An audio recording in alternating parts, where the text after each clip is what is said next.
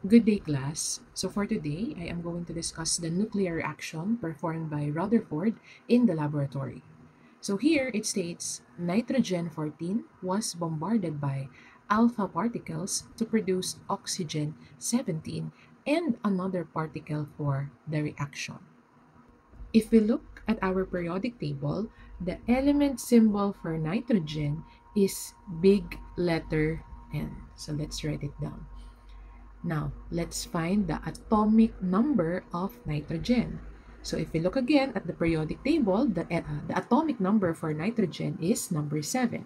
So we are going to write the atomic number at the left subscript. Left subscript. Now, it says here nitrogen 14. Now, the number 14, we are going to write at the left superscript. Left superscript. Now, here, we have now nitrogen 14. Now, it says here nitrogen 14 was bombarded. So, let's add here plus sign. Was bombarded by alpha particles. So, if we remember from our previous discussion, so we have our symbol for alpha particle with the superscript 4 and subscript 2. To produce, so let's put an arrow, oxygen 17.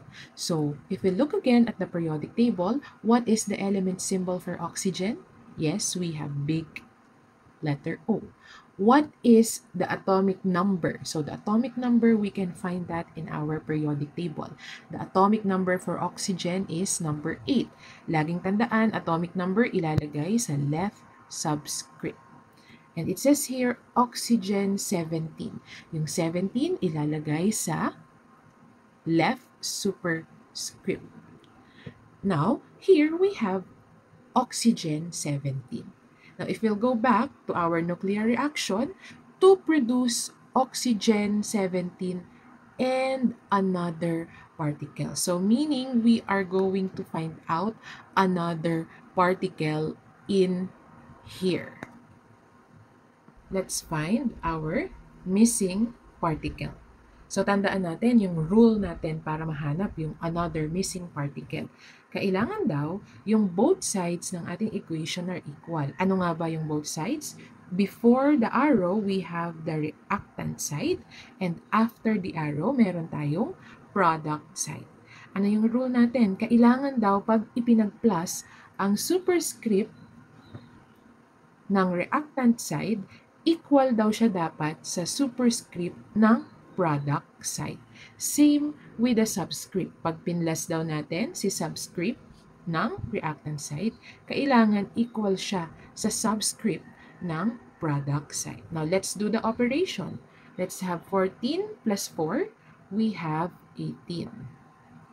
Let's have 7 plus 2. Yes, we have 9. Now, let's go to our product side. We have here oxygen 17. Alright? Now, to find the missing superscript and subscript here, i-minus natin. I-minus natin yung sum dito, which is 18, to the superscript of oxygen to make our equation balance. 18 minus 17, we have 1.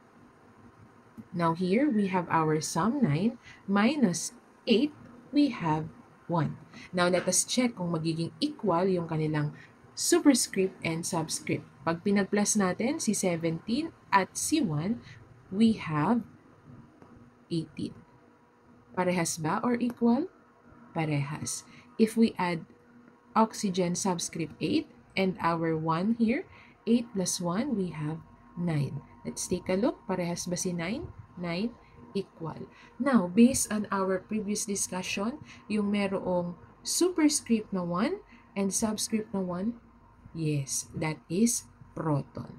Now, how do we write proton? The symbol, we have small p. So, our final answer here, or the missing particle here, is proton.